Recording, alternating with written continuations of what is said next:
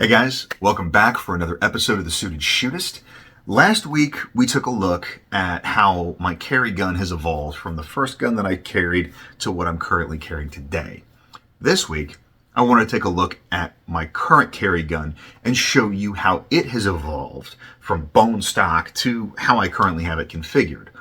And it's important because I struggled for a long time to justify modifying my gun because I thought I hadn't earned the right and that I wasn't good enough. I hadn't put the work in. And quite frankly, every modification that I have made to my pistol has removed an obstacle and has allowed me to progress as a shooter more efficiently. Because yes, you can't buy skill, but you can certainly get obstacles out of the way. Now, before the teeth gnashing and pearl clutching starts, I'm going to very briefly address the folks who are going to be like, "Oh, you never modify your carry gun. That'll get you thrown in jail, buried under the jail, yada, yada, yada." No, it won't. With an asterisk. I'm not a legal expert. I am a graduate of the MAG 40 program. So I've got at least a loose understanding of some of this and very high level. As long as the modifications are not deactivating factory safeties, as long as they are, not anything that can be used to paint you in the light of wish a motherfucker would. So, no Punisher skulls or any of that other dumb cosmetic shit. If you are simply doing ergonomic modifications to the pistol that allow you to shoot it more accurately, then that is something that a jury can reasonably be educated on. And is it something that might still require an expert witness? Yes. But is it something that is going to realistically cause you serious problems? No, not really. So that's all I'm going to say on that. Let's go ahead, change the view. We're going to go tabletop on this one and take a closer look. So here we've got basically the progression of how my EDC evolved once I decided that I was going to start carrying a Glock. So let's go ahead and take a look at it. So once I decided that I was going to start carrying the Glock 19, then there were a couple things that I did, not right out the gate, but in pretty short order. The first obviously was going to be the sights. Glock factory sights, aside from being plastic, are visually very cluttered. I don't remember exactly what I went with to start, but once I'd realized that I preferred a blacked out rear, then I upgraded to Warren Tactical because the profile of those was not quite as sharp, and previous sights had been wearing holes in my clothing. And while at this point I wasn't necessarily dressing as well as I am today, I still didn't like my gun wearing holes in my clothing if I could avoid it. So the Warren profile sights are what I started with, but when I was doing some 25-yard B8 work, I realized that a black rear and a white dot front was still fairly hard to see in the crappy lighting conditions of the indoor range where I was shooting. So I quickly upgraded the front sight to fiber optic, and that made things a whole lot easier. The other things that I did on my initial factory gun was I did buzz off the finger grooves like I did on this one as well, because they just don't quite line up with my hand, and so that was it. And then it's obviously not showing here on the airsoft pistol, but both of my Glocks have the striker control device from what was then Tau Development Group, now Langdon Tactical, and I've actually done a video on that I'll put down in the description. So upgrading the sights from the factory to blacked out rear and then fiber optic front is kind of where I started, and then also I ended up going with the upgraded slide stop because at some point along the line I personally recognize that I vastly prefer, when I'm reloading, to dropping the slide with my support side thumb, kind of the way Larry Vickers teaches it. At least that's where I originally saw it articulated, because that reload process, the hand is already right there, and it's just more efficient for all of that. So that's where things started, and then after I took Citizens Defense Research Tests and Standards for the first time. At that point, I was the only iron sight shooter on the line at that class. And John Johnston was incredibly gracious to me. He pulled me aside. We had kind of become friends a little bit. And he had made the observation, he was like, dude, you're a good enough shooter that, you should start exploring what your preferences are and play to that.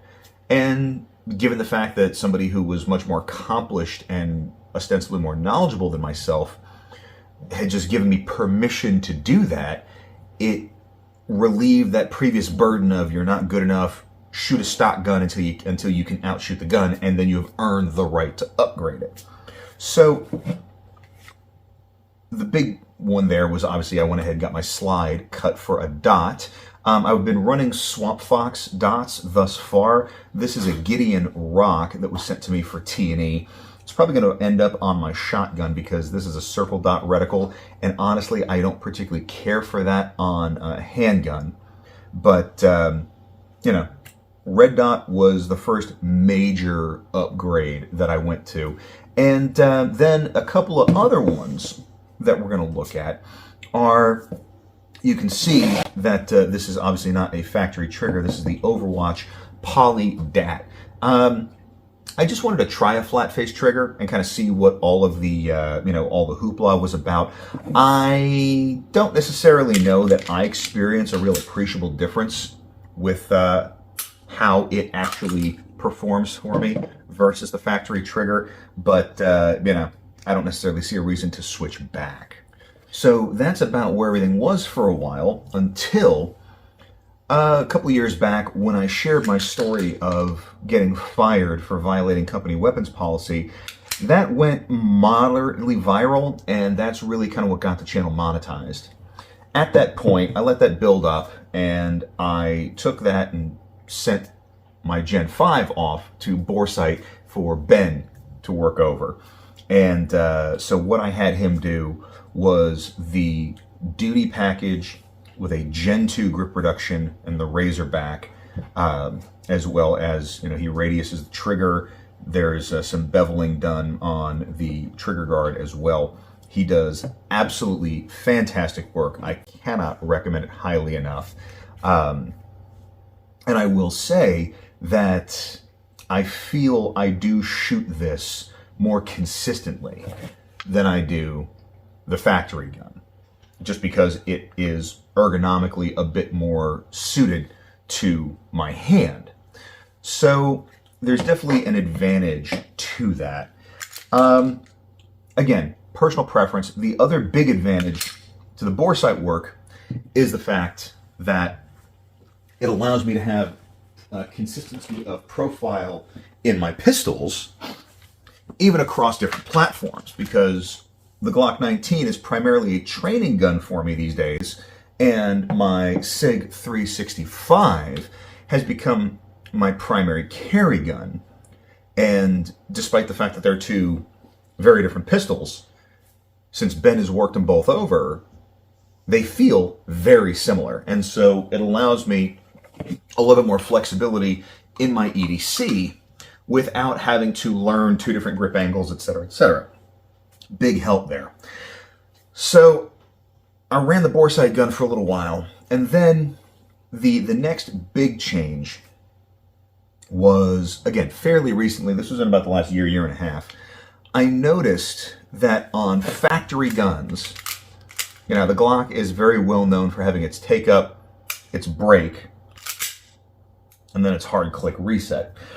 Well, interestingly enough, just based on how I'm wired and my, I guess shooting experience, I wound up developing a real bad flinch. Whenever I hit that wall, I would want to snatch the gun down. And yes, it is absolutely, I will 100% concede, something that I could have trained out of myself given enough time. However, given that it was a recoil control issue, or at least associated with the gun going off, it's really not something that I could have ever worked dry.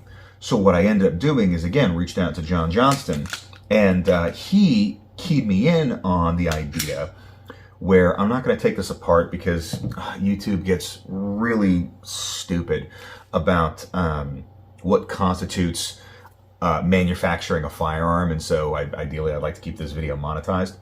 But I will put up on the screen that the Ghost Elite disconnector with the over travel stop shaved all the way down. And what that does is it mutes, it doesn't completely eliminate, but it mutes the wall on the trigger. And so there's not really a hard wall, there's just a rolling trigger, very much akin to a double action gun like a Beretta or a revolver, or more akin to the 365. So now, not only do I have similarity in terms of ergonomics, but I also have similarity in terms of trigger profile between my carry guns. And so the only real big difference is in terms of physical size. So that's what I've done thus far in order to make the gun more shootable for me. All right, folks, so there you have it. That is my current carry configuration. What do you think? Has yours evolved as well? I want to hear about that. Have you made any modifications that has made your shooting easier? Please put that down in the comments as well. Other than that, I hope everybody has a fantastic week. Stay dangerous. Stay sharp.